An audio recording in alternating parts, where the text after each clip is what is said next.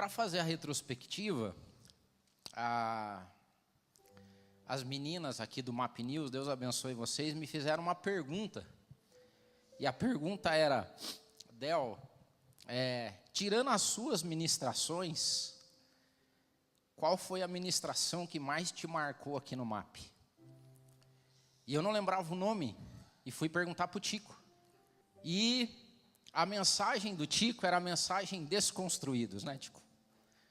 Onde o Tico ministrou aqui sobre a trajetória e o legado de gerações entre Salomão, Davi e Roboão.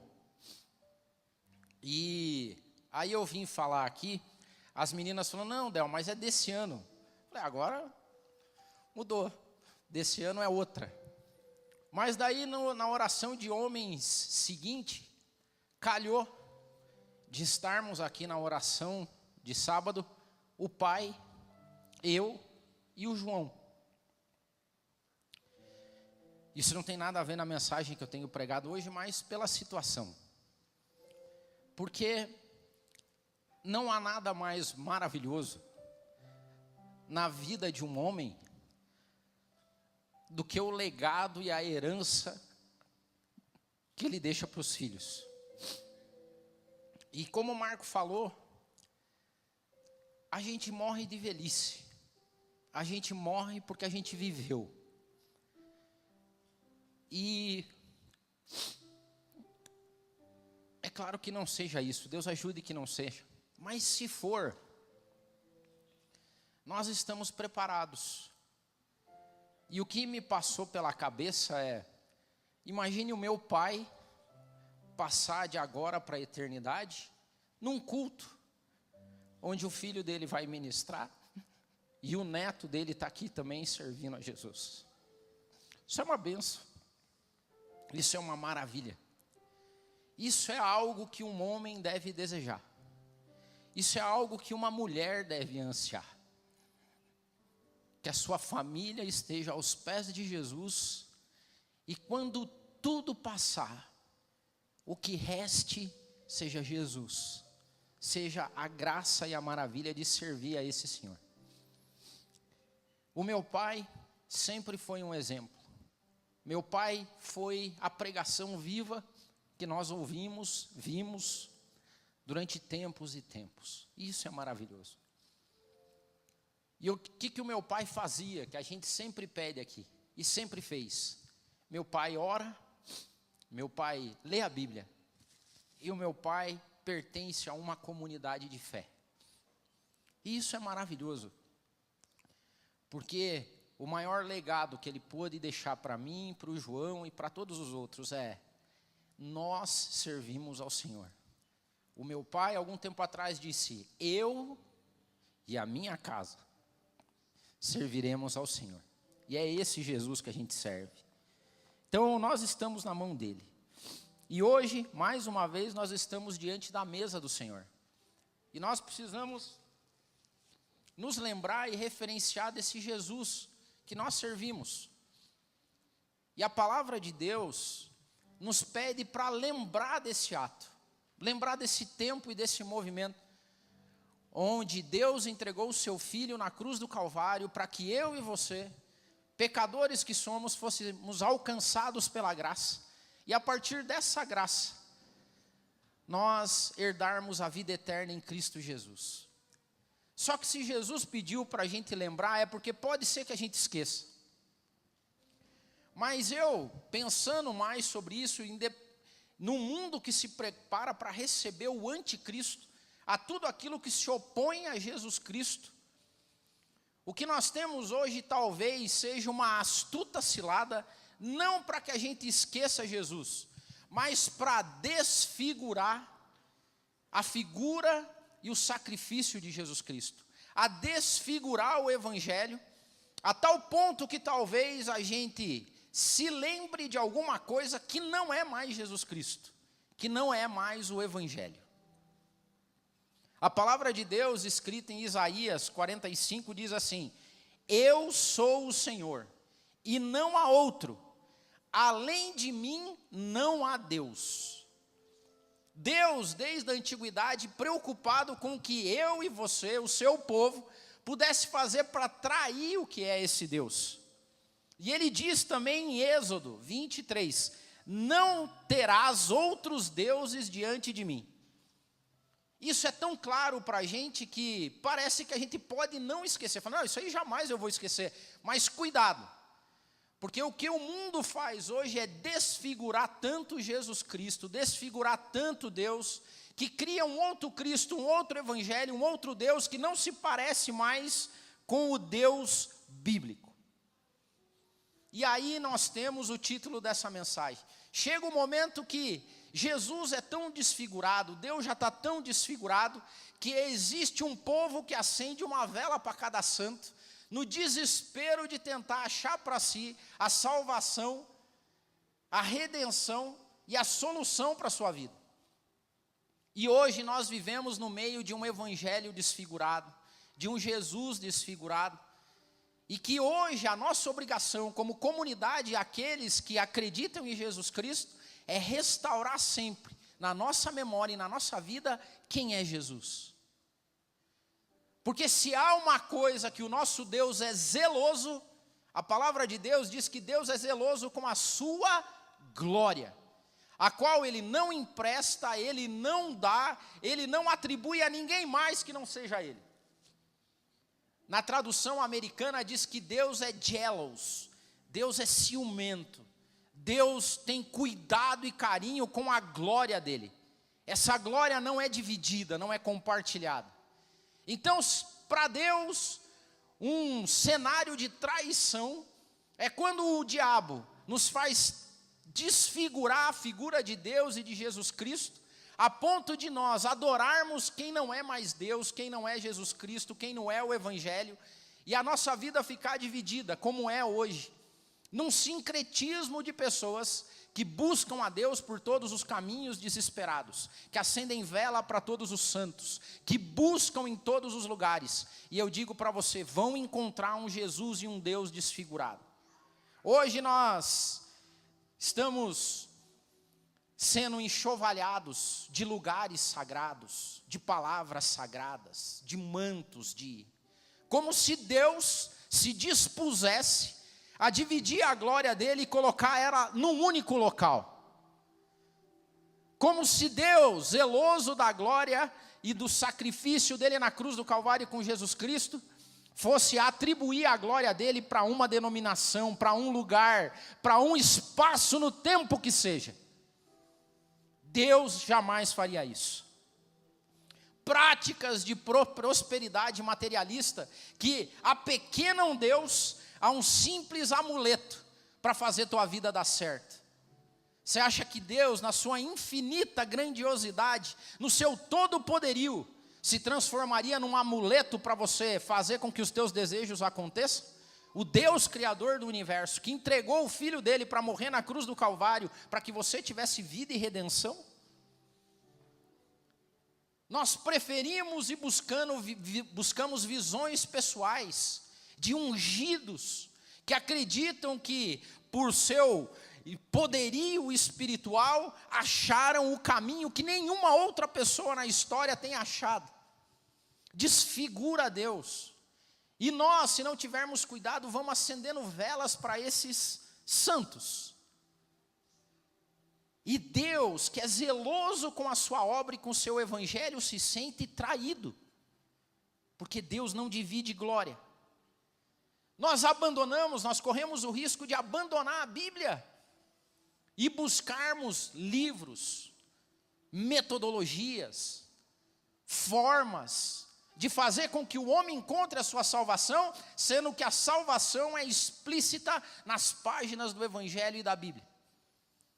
Na reunião que nós tivemos aqui com os nossos voluntários, eu trouxe um vídeo de um humorista que viralizou há alguns meses atrás. E nesse vídeo, esse humorista, num show de stand-up, critica o seu amigo que diz que encontrou Jesus. E ele falou, é sério, você encontrou Jesus? E ele é tudo para você, é tudo. E você sabe tudo dele, e ele vai dar cabo da tua vida, e não só isso, da sua pós-vida até, é esse Jesus. E como é que você sabe disso? Tem um livro que fala tudo isso. Sério, tem um livro que conta tudo sobre esse Deus que você acredita que vai salvar a tua vida agora e a tua vida depois, sério. E você já leu esse livro? Então, não li. Mas eu vou domingo num lugar que tem um cara que contou pra gente só o creme de la creme. Isso é uma piada, isso é um escárnio, que Jesus disse que aconteceria. Porque ele falou que se os seus servos fossem sal insípido, se fosse nós sal que não desse sabor, que não temperasse o mundo, nós seríamos pisados pelos homens. Toda vez que um cristão é escarnecido por questões como essa, é a profecia de Jesus se cumprindo de sal sendo pisoteado. Porque nós preferimos acender a vela para um santo, para um psicólogo que descobriu a psicologia de Jesus, para um empreendedor que descobriu os métodos de enriquecimento de Jesus, por um pedagogo que descobriu os métodos de ensino de Jesus, por um grande empresário que descobriu os métodos de liderança de Jesus. Mas como disse S. Lewis, Jesus não veio para ser psicólogo, Jesus não veio para ser líder, Jesus não veio para ser empresário, Jesus veio para morrer, para salvar os pecadores e lhes garantir a vida eterna. E se você acredita que Jesus é Deus, você é cristão, mas se você não acredita nisso, provavelmente você é um louco, porque Jesus era considerado louco, porque ele disse e falava para esse povo, eu e o Pai somos um. Se você quer conhecer a Deus, olhe para mim, porque eu e o Pai somos um. Mas o mundo hoje prefere acender vela para santos, cheio de aspas nesses santos. É o santo do empreendedorismo, é o santo da psicologia, é o santo da liderança, é o santo da prosperidade, e o nosso Deus não divide a sua glória com ninguém. Nós relativizamos padrões de pecado, porque sabe o que quer dizer isso? A salvação nossa está baseada no simples fato de que eu e você temos que nos encontrar como pecadores diante de Deus. É por isso que há poucas conversões hoje, porque se a pessoa não se considera pecador, não tem a necessidade nenhuma de se converter. Se tudo é permitido, por que eu preciso me converter? Porque o verdadeiro cristão se arrepende do pecado, se arrepende do pecador que é, e acha em Jesus Cristo a graça que o salva, que o redime e que lhe garante a vida eterna. Mas nós não, nós preferimos acender vela para os santos que dizem que a nossa vida não tem nada de errado, que nós somos o centro do universo, que nós somos cabeça e não cauda, que onde a gente pisa a gente conquista, e que o mundo tem que aprender a conviver com você, porque você é maravilhoso, você é a melhor pessoa que existe na face da terra. Isso não tem a ver com cristianismo, isso só cria no nosso meio confusão e apostasia. É por isso que várias pessoas apostatam, saem fora da religião, ou outros, como é o que está crescendo hoje enormemente. Eu vi uma estatística de como evoluíram exponencialmente sites que debocham e escarnecem do evangelho. Mas mal sabem eles escarnecem de um evangelho falso. Eles escarnecem de um Jesus que não é esse Jesus que nós cremos. Eles escarnecem de um Deus que não é o nosso Deus. E para terminar essa parte, Paulo diz o seguinte, e todos eles esperem isso. Paulo, escrevendo aos Gálatas, diz o seguinte: mas ainda que nós, ou mesmo um anjo vindo do céu, vos pregue um evangelho que vá além desse que nós temos pregado para vocês, seja anátema, seja amaldiçoado. Você não sabe o peso que deve ser para uma pessoa tomar a palavra de Deus para pregar isso como palavra de Deus. O peso ainda maior de alguém dizer, em nome de Jesus eu te digo. Porque toda vez que ele faz isso, o que ele está colocando é alguma coisa na conta de Deus, mas vai haver o dia do pagamento. Vai haver o dia que todos nós, diz a Bíblia de Deus, estaremos ante o tribunal de Cristo. E Ele vai julgar todas as nossas ações, sejam boas ou sejam más. E você não sabe o temor que eu tenho de algum dia chegar diante de Deus e Ele falar assim: Adeildo, quem te deu autorização para você falar isso em meu nome? Sabe, a maior garantia que a gente tem, a Bíblia Sagrada. Porque ela é inspirada por Deus. É ela que define, esquadrinha os pensamentos, as intenções dos homens. É ela que penetra lá entre junta, medula, na divisão de corpo, alma e espírito, e encontra no seu coração a guarida. Mas se nós acendemos velas para aquelas pessoas que não leem a Bíblia, que não pregam a palavra de Deus, nós distorcemos o Evangelho e corremos o risco de irmos para o inferno felizes e crendo que estamos salvos. Que essa não seja a nossa realidade. E por que não? Porque hoje nós estamos diante da mesa preparada do Senhor Jesus Cristo. E é essa mesa que é o legado que nós deixamos para os nossos filhos. É esse Jesus que precisa continuar sendo lembrado como Deus encarnado, como Salvador e Redentor da humanidade. É esse Jesus e essa mesa que não pode sofrer o ataque do anticristo. É nisso que nós cremos e é isso que eu quero refletir com você. Efetivamente, quem é cristão? O que nós cremos? Qual é a nossa profissão de fé? Em primeiro lugar, nós reconhecemos Jesus Cristo como o único Senhor e Salvador da nossa vida.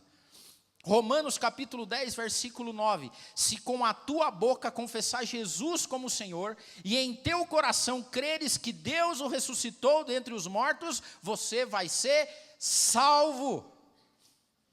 Você já confessou Jesus Cristo como seu único, suficiente Salvador? Se não fez isso, hoje é um dia perfeito. Hoje é o dia perfeito para você dizer, olhar para cima e falar: Senhor Jesus, eu te reconheço como o meu único, suficiente Salvador. Eu te reconheço como o meu único e suficiente Deus. O Senhor é entronizado em minha vida, e na minha vida não há outro que ocupe esse lugar. Se você não fez isso, cristãos fazem isso. E nós não acendemos velas para pastores, para apóstolos, para ungidos, porque ninguém toma o lugar de Jesus na nossa vida. Jesus é a autoridade. Até porque foi Ele que morreu e ressuscitou. Nós cremos na ressurreição de Jesus Cristo. 1 Coríntios 13, 15, diz o seguinte, versículo 3. Porque primeiramente vos entreguei o que também recebi, que Cristo morreu pelos nossos pecados, segundo as Escrituras, e que foi sepultado e ressuscitou ao terceiro dia, segundo as Escrituras. Nenhum pastor morreu pelo seu pecado, meu irmão, nenhum apóstolo morreu pelo seu pecado, nenhum ungido nessa terra se sacrificou a ponto de pagar o seu pecado. Só Jesus Cristo salva. Só Jesus Cristo faz isso. Nós não podemos desfigurar esse Jesus, porque é esse Jesus que eu e você professamos. É esse Jesus que os nossos irmãos morreram por causa. É o Jesus que subiu a cruz do Calvário, que enfrentou o Gólgota. É Ele que suou gotas de sangue por mim e pela sua vida. Faça valer a pena. Não traia esse Jesus com ninguém. Não há nenhum humano suficientemente capaz de se igualar na obra salvadora e redimidora de Jesus Cristo. Ele morreu pelos nossos pecados. Há pecado, Adeildo, pecado. Atos capítulo 3, versículo 19. Arrependam-se e convertam-se, para que sejam apagados os vossos pecados. Há uma sequência na vida cristã. Eu aceito Jesus Cristo como o meu único suficiente Salvador. A minha fé é provada através da crença na ressurreição de Jesus Cristo, porque Ele venceu a morte. Só Ele tem o direito de julgar o mundo. E nós participamos disso discernindo o corpo de Jesus Cristo. Se nós não discernimos o corpo de Jesus Cristo e o sacrifício dele, corre o risco de participarmos de uma ceia de um Jesus desfigurado que não vai te salvar. Mas aqueles que acreditam que Jesus é Redentor e Salvador, participam dessa mesa confiante, porque eles acreditam que os seus pecados foram perdoados através do sacrifício de Jesus Cristo na cruz do Calvário. Adeildo, isso não é básico? É básico. E não deve ser esquecido. E gerações hão de passar e essa mensagem tem que continuar sendo pregada. Jesus Cristo é o único caminho. Eu sou o caminho. Eu sou a verdade. Eu sou a vida. Jesus não é um dos caminhos, Ele não é uma parcial da verdade, Ele é o caminho, Ele é a verdade. E se você quer a vida tem nome, sobrenome, Jesus Cristo. Esse é o doador de toda a vida. Ele tem a chave do inferno, da morte, do vir, do porvir, de tudo. E é esse Jesus que nós lembramos aqui. Fé na salvação pela graça, Efésios capítulo 2, versículo 8 e 9, porque pela graça nós somos salvos por meio da fé, e isso não vem da gente, é dom de Deus, não vem por obras para que ninguém se glorie, não há nada que você possa fazer para ser salvo. Não há nada, não há crédito nenhum que você coloque diante da cruz de Jesus Cristo para dizer que você é digno de participar dessa mesa. Nós só participamos única e exclusivamente pela graça de Jesus Cristo. Favor imerecido para um bando de pecadores que foram salvos pela essa maravilhosa graça do nosso Senhor Jesus Cristo. Não é por obras. Quantas pessoas acendendo vela para santos para dizer que você pode fazer alguma coisa, que Deus vai somar o teu crédito ou vai descontar o teu débito. Se fizéssemos isso, nós reduziríamos o efeito da cruz do Calvário e colocaríamos mérito naquilo que homem e mulher pode fazer. Isso é desfigurar Jesus Cristo, é desfigurar a obra salvadora de Jesus Cristo. Mas nós não somos desse. Nós somos os pecadores arrependidos, carentes da graça, e que um dia nos encontramos com Jesus. Um dia eu e você, com uma mala pesada, cheia de culpa, cheio de acusação, chegamos diante de Jesus Cristo. Ele disse: filho, solta essa mala aí. Solta, pode soltar, coloca nas minhas costas, eu carrego, eu morro, eu sofro por você porque eu te amo.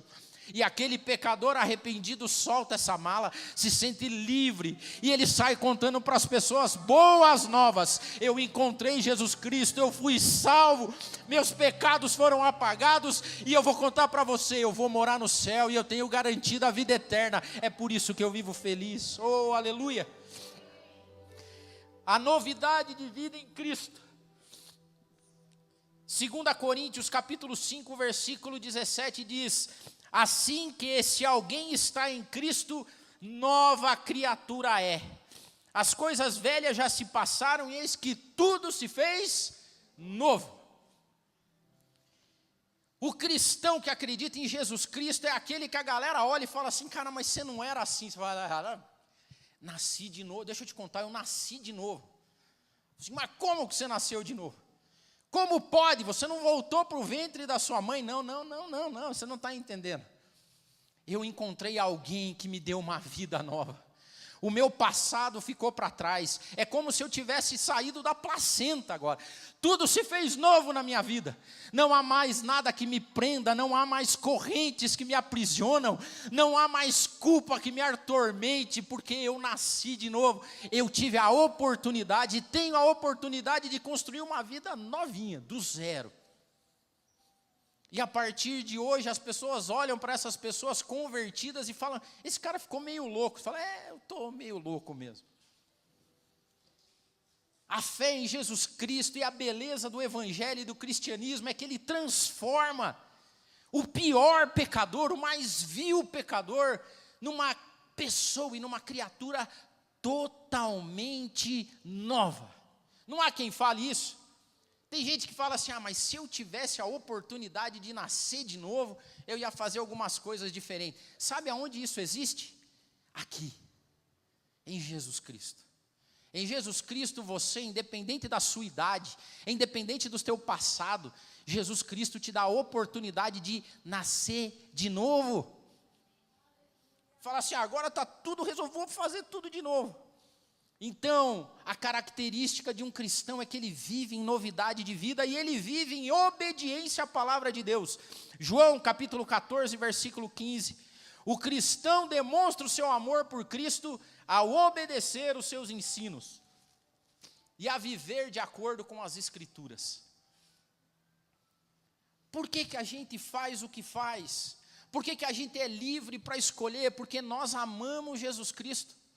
Essa semana que passou, é comemorado nos Estados Unidos o Thanksgiving, o Dia de Ação de Graças. Que beleza, a gente tem que colocar isso no nosso calendário também. Porque só traz coisa ruim, temos que trazer coisa boa. E essa é o Dia de Ação de Graças. Sabe o que você, a gente estava falando aqui, né? O Dudu falou, o que eu posso dar para quem tem tudo? Como é que eu posso agradecer a Deus que fez tudo, mas Ele tem tudo? Eu vou te dizer, viva uma vida que faça valer a pena o sacrifício de Jesus Cristo na cruz do Calvário. Viva uma vida de obediência e de novidade de vida. Viva uma vida a ponto do teu pai olhar do céu e falar assim, ei, está vivendo bem, filho, é isso que eu espero de você, está vivendo bem, filha, você está cumprindo todo o propósito que eu preparei para você. A maior maravilha e senso de reconhecimento e de gratidão que um pai pode ter, sabe qual que é? Olhar para o filho e falar assim, meu filho, eu estou me realizando no meu filho está vivendo tudo que eu sonhei para ele. Um filho agradece um pai vivendo desse jeito. Que essa seja a nossa realidade vivendo para Deus.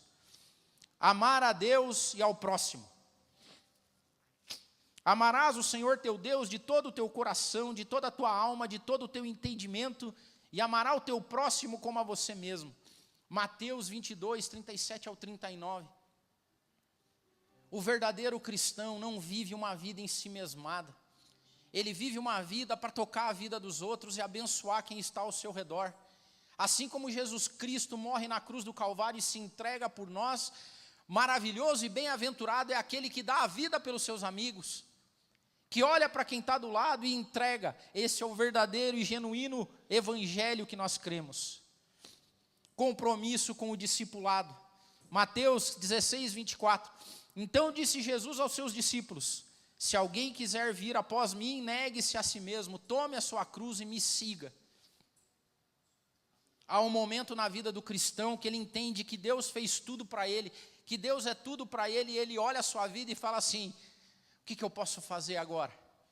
E é nesse ponto que Jesus diz, agora eu deixei de ter uma pessoa somente salva, mas agora eu tenho um discípulo.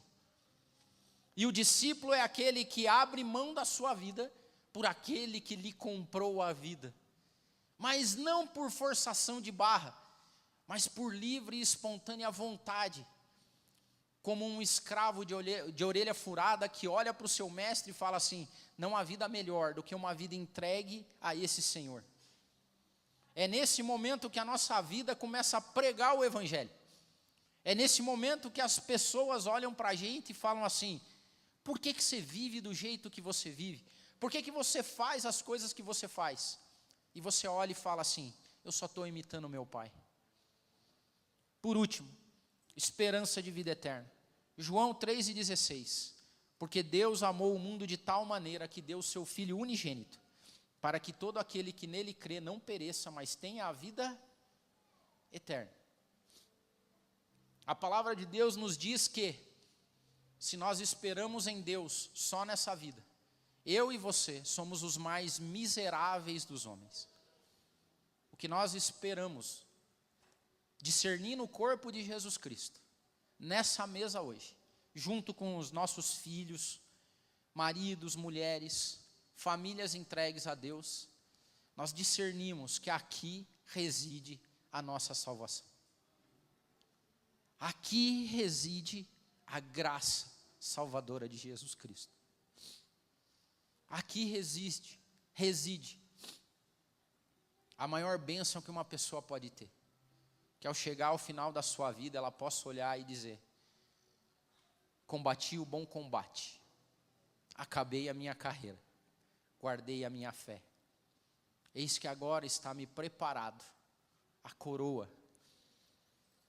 E um dia eu e você esperamos, não de um Deus desfigurado, mas de Jesus Cristo, olhando para mim e para você e dizendo assim: vinde, benditos de meu Pai. Vinde, recebei por herança aquilo que está preparado para vocês desde a fundação do mundo. Antes que o mundo existisse, já existia uma cruz. O nosso inimigo tenta desfigurar isso, colocando santos para que nossas velas sejam acesas.